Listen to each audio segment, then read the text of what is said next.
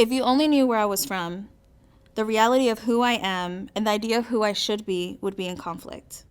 I grew up in Compton, California, known to many outsiders as the birthplace of gangster rap and violence.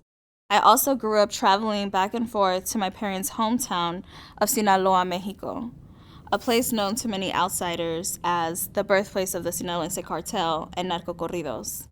From the moment I left home to go to college, I have continuously been asked how I survived these places. Society has a singular and dominant narrative of what it means to be Black and brown and what it means to be from places like Compton. These stories erase the complexity of who we truly are as a people. They are unfinished and biased. I'm here to challenge these constructed ideas of who we are. My name is Abigail Lopez-Byrd, and I'm the founder and executive director of Color Compton. I grew up never really seeing my story in our history books. And when my grandmother passed away, it was in her archives that I found my story. As I organized dozens of family photos, videos, and letters, I was grounded in who I was and where I came from. My grandmother was the first in her family to immigrate to the U.S. from Mexico, and it was her desire to document her lived experiences for future generations that inspired me to continue her work. Color Compton is an art and history nonprofit with a mission to disrupt the limited narratives of Black and brown communities just like Compton. Stories matter. We learn through stories and develop our sense of self by the stories we hear. Our Archiving Fellows program introduces the idea of storytelling through the archives.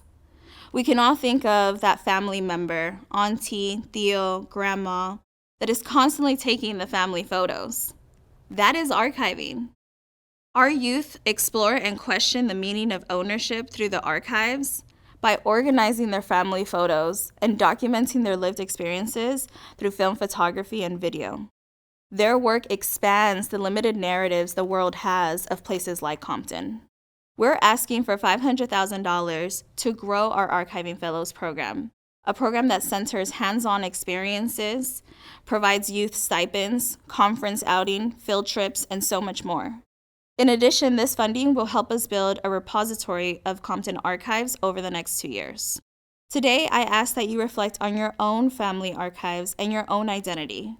What existed in your family photo albums that did not exist in your history books? A James Baldwin quote reads, "The place in which I'll fit will not exist until I make it." Today, I ask that you help us make a space where we can reclaim, own, and control our stories. Thank you.